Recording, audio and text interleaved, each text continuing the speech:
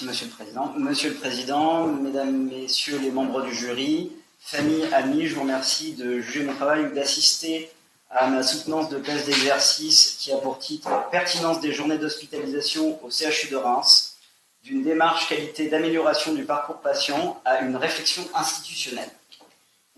Alors en introduction, c'est un projet que j'ai mis pendant 3 semestres à gérer, pendant les 2 premiers semestres, mon 2e et mon 3e semestre à la qualité et gestion du risque du CHU de Reims et un au DIM du CHU. Ça se place dans le cadre de la certification de la V2014 par la HAS qui a eu lieu en décembre 2015.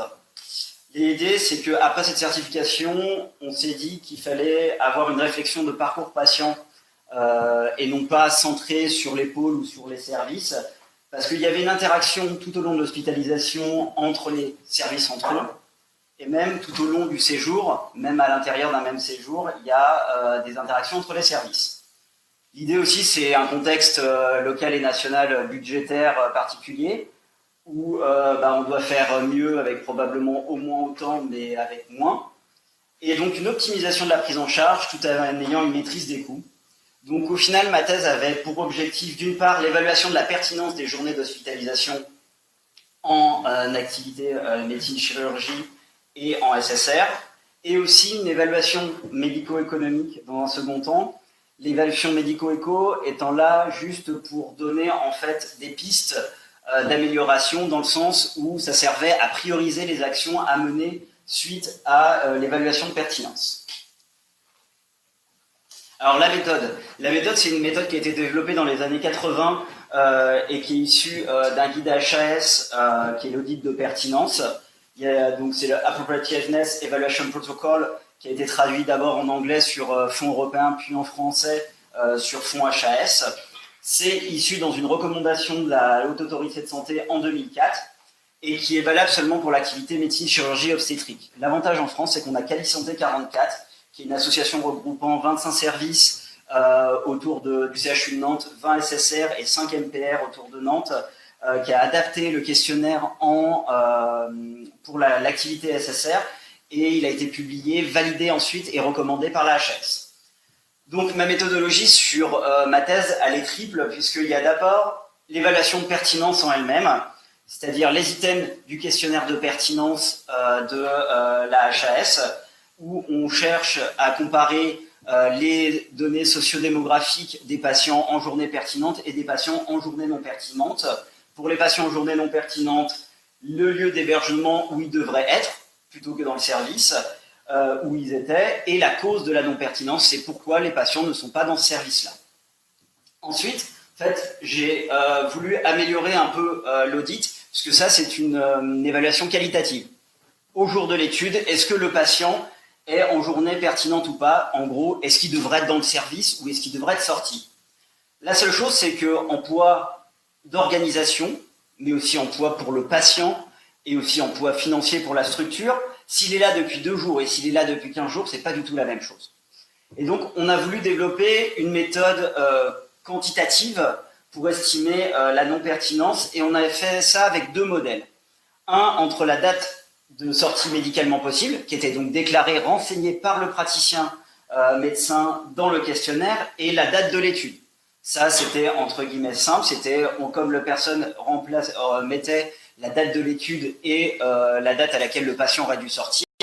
Le seul souci, c'est que cette méthode, elle sous-évalue. C'est une borne basse, très probablement, puisque si le patient, ça fait que 2 jours qu'il devrait être sorti et que derrière, il reste encore 10 jours, les 10 jours derrière sont totalement transparents. À l'inverse, comme j'ai récupéré les données du PMSI, en fait, j'avais la date de sortie du rhume. Et je dis bien du rhume et pas du RSS. L'idée, c'était de dire, on va faire une borne haute qui surévalue probablement, c'est-à-dire entre la date du moment où le patient aurait dû sortir et sa sortie effective du service. La seule chose, c'est qu'entre le moment de l'étude et la date effective du service, ça se trouve, le patient a eu un problème de santé qui l'a fait repasser en journée pertinente. Donc, avec une borne basse et une borne haute, en fait, on sait que la vérité est entre les deux, et ça nous permet d'avoir une vision à peu près claire avec ces 2 modèles.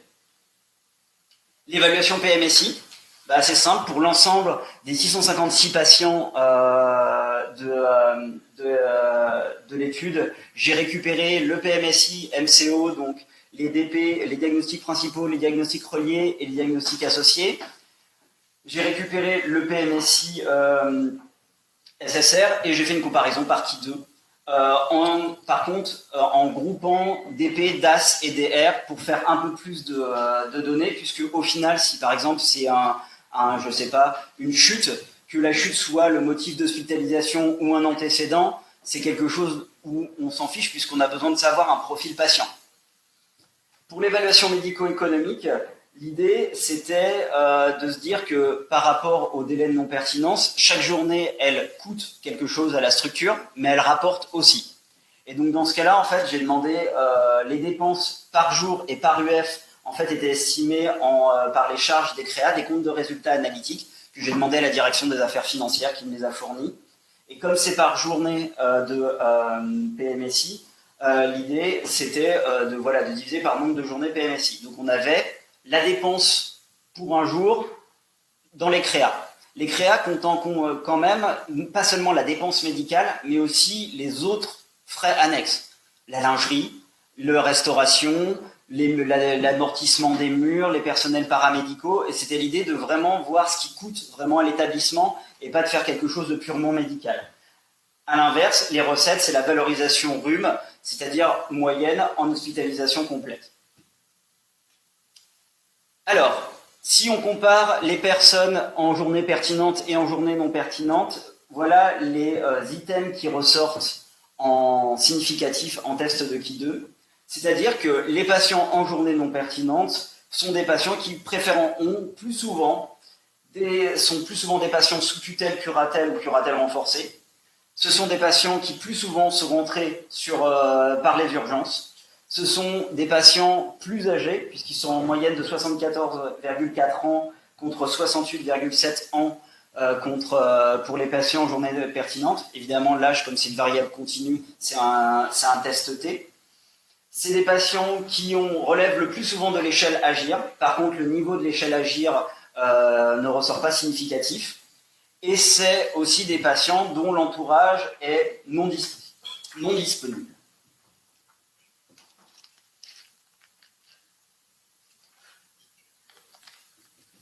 Alors, si on se demande où est-ce que les patients devraient être, c'est assez simple, puisque pour les patients en MCO, la moitié des patients non pertinents en MCO devraient être en SSR ou en EHPAD. Et il y en a quand même 12,73% qui devraient être au domicile avec des aides ménagères. Pour le SSR, c'est encore plus simple, puisque 3 patients sur 4 des 43 patients en journée non pertinente du SSR devraient être en EHPAD. Quand on regarde pourquoi ces patients ne sont pas en gros en SSR et pourquoi ils ne sont pas en EHPAD, en MCO, la cause à 68,32%, c'est l'attente des filières d'aval. C'est-à-dire qu'il y a une indisponibilité du SSR ou de l'EHPAD pour faire sortir le patient ou la patiente de MCO. Et quand même, un quart des patients, c'est l'attente d'examen. Ça, c'était les patients qui étaient surtout en chirurgie. C'est typiquement, après une opération lourde, l'examen, l'IRM ou le scanner de contrôle, qu'on attend 3-4 jours, voire plus, et qui embolise en fait la sortie. Pour le SSR, c'est encore plus simple, puisque 81% des patients, c'est l'attente de filière d'aval, et quand même 40%, c'est la prise en charge sociale avant l'admission au SSR. C'est-à-dire que la prise en charge sociale en MCO, ou en tout cas dans la filière d'amont par rapport au SSR, était partielle ou non faite, et donc ça a une répercussion pour certains délais, notamment si on pense à la mise sous tutelle ou curatelle, qui conditionne parfois la sortie. Pour les délais de pertinence. Les délais de pertinence sur l'ensemble du CHU, déjà, et juste sur l'étude, quand on somme, ça fait au total, 2872 à 6759 journées non pertinentes, entre guillemets, de perdues. J'ai fait une règle de 3 pour réétendre à l'année, c'est-à-dire que en fait, j'ai pris l'ensemble des journées PMSI en MCO et l'ensemble des journées PMSI en SSR. J'ai regardé l'ensemble des journées pertinentes ou pas, l'ensemble des séjours MCO et l'ensemble des séjours SSR, et en fait, mes patients en MCO représentent 4% de l'ensemble des journées PMSI du MCO, et les patients SSR représentent 20% de l'ensemble des journées PMSI du SSR de l'année 2016. Donc en fait, c'est pour ça qu'il y a certaines différences par rapport après quand vous voyez les lignes détaillées MCO-SSR, puisque en fait, dans un cas, j'examine 20% de l'année et l'autre que 4%. Donc c'est sûr que quand on rétablit à l'année, c'était aussi important pour ça de faire une évaluation, enfin de retransposer à l'année, puisque sinon on aurait eu en fait un SSR, enfin en tout cas des valeurs du SSR qui étaient beaucoup plus prégnantes, puisque forcément on examinait 20% de l'année. Et donc si on regarde, au total, ça fait entre 20 494 et 55 319 journées à l'année en 2016 de perdu. Pour l'analyse du PMSI, le PMSI SSR malheureusement ne ressort rien de significatif. Et j'ai fait deux types d'analyse, c'est-à-dire d'abord l'ensemble des codes détaillés pour le MCO. Certains ressortent positifs, mais je préférais présenter les regroupements de codes, parce que si on voit par exemple C, tous les C, c'est l'ensemble des codes tumeurs. Si on regardait forcément que le cancer de la prostate, il ne ressortait pas significatif. Or, là, ce qui nous intéresse, c'est d'avoir un profil patient. C'est de savoir si le patient, pas s'il a un cancer de la prostate ou un cancer du foie. Ce qu'on veut savoir, c'est l'antécédent cancer ou la maladie actuelle cancer est présente quand on arrive.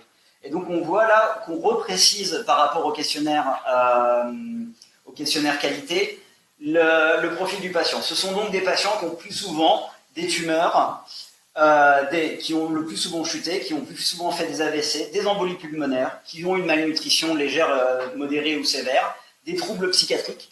Les troubles psychiatriques de F2 à F6, c'est l'ensemble des codes qui regroupent la psychiatrie qu'on pourrait appeler de secteur, c'est-à-dire les troubles de l'humeur et les psychoses. D4, D5 et D6, c'est l'ensemble des anémies. E5, E6, E7, E9, c'est-à-dire toutes les carences nutritionnelles en vitamine D ou autres, mais aussi les anomalies de métabolisme. Enfin, Y, c'est l'ensemble des Y, c'est les effets indésirables des substances et des médicaments. En ce qui concerne donc l'évaluation médico-économique, on appliquait le modèle médico-économique justement au délai de non-pertinence. Et là, je ne l'ai pas mis là pour avoir la primeur de vous le dire, mais en gros, l'ensemble de l'étude, si on la met à l'année, ça fait perdre entre 6,5 millions et 17 millions d'euros.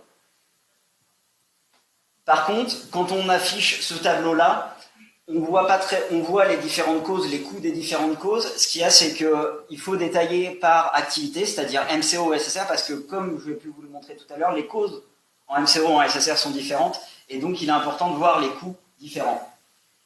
En MCO, ce qui coûte le plus cher, et donc c'est l'action qui est à faire le principal, c'est justement la filière d'aval, c'est l'attente de SSR, puisque en gros ça coûte entre 2,8 millions et 5,7 millions à l'année.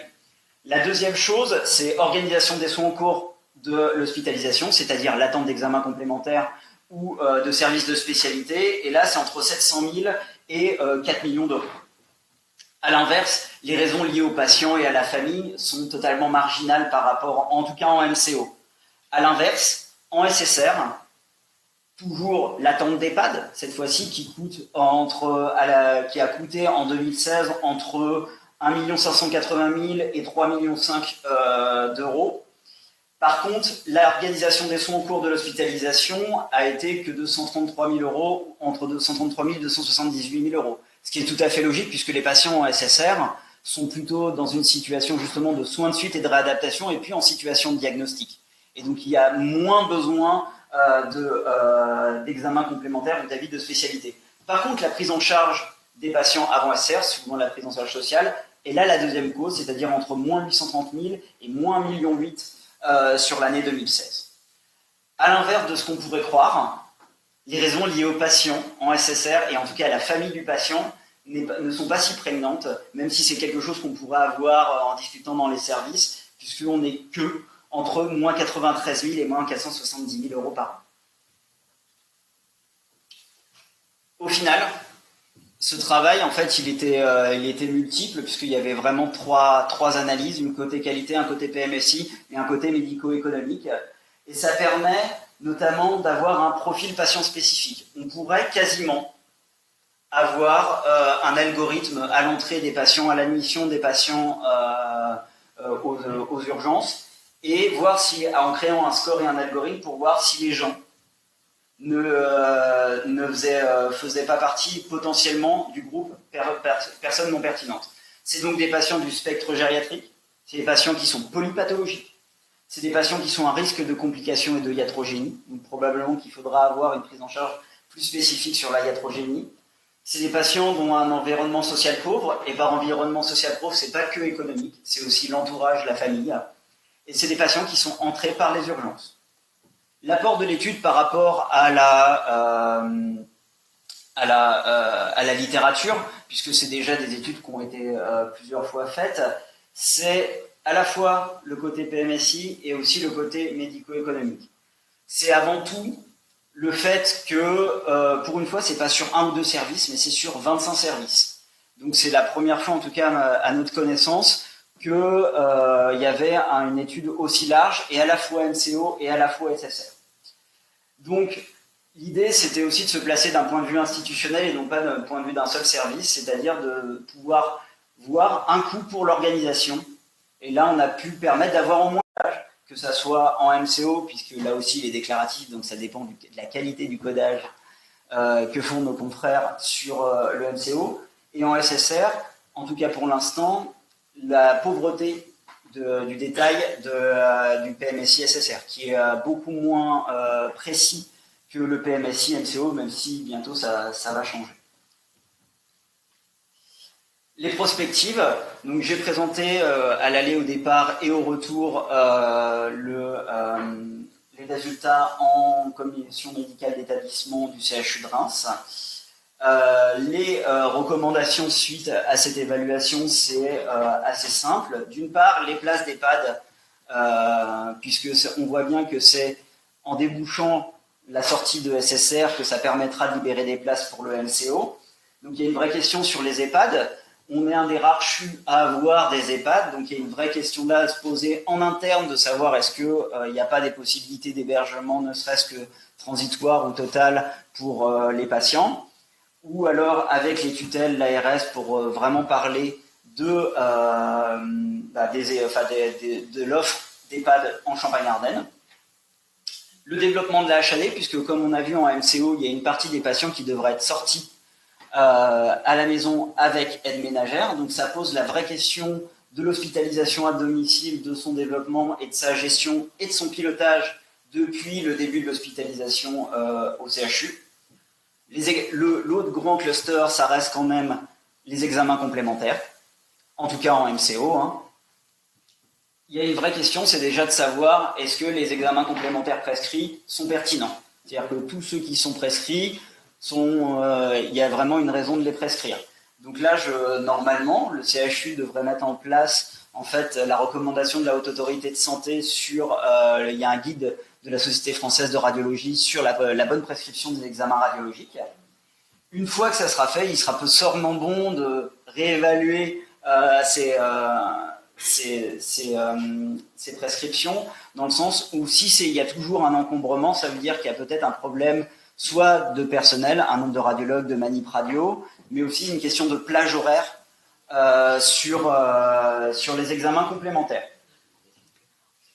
Évidemment, que ça soit les places d'EHPAD ou les examens complémentaires, il y a maintenant une vraie réflexion en termes de groupements hospitaliers liés de territoire qui viennent de se faire. Le groupement hospitalier universitaire de Champagne, sur lequel le CHU de Reims est l'établissement support.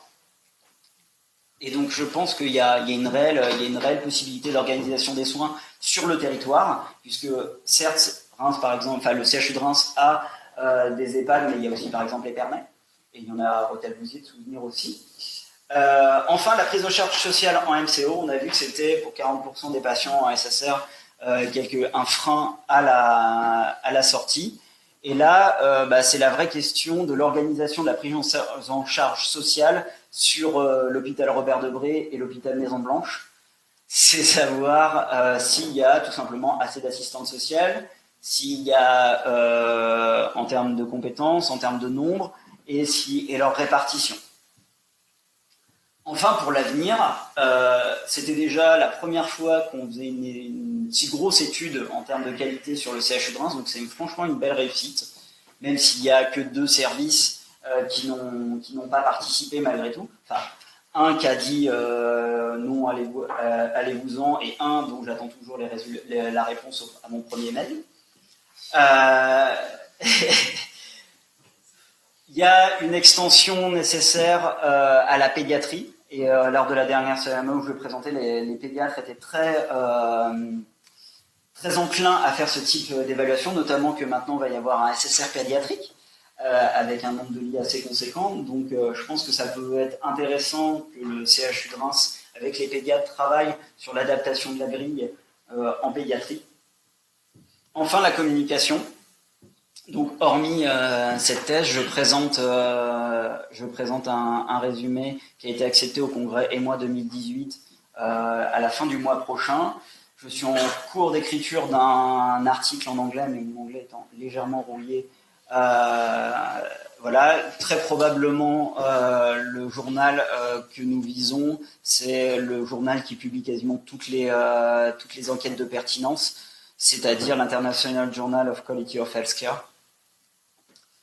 Et un autre type de publication dans les revues de directeurs d'hôpitaux, type gestion hospitalière, mais là justement peut-être sur le côté moins scientifique, pas avec des petits P, etc., mais avec un aspect gestion de projet et même partage entre la direction et les médecins de la qualité.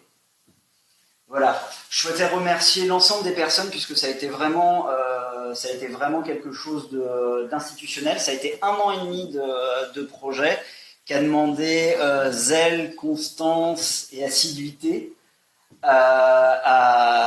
parce qu'il fallait quand même y revenir souvent. Voilà, l'ensemble des personnels qui soient médicaux, paramédicaux, administratifs ou même de direction ont, si ce n'est été aidants, pas bloquants. Et donc voilà, je vous remercie pour votre écoute.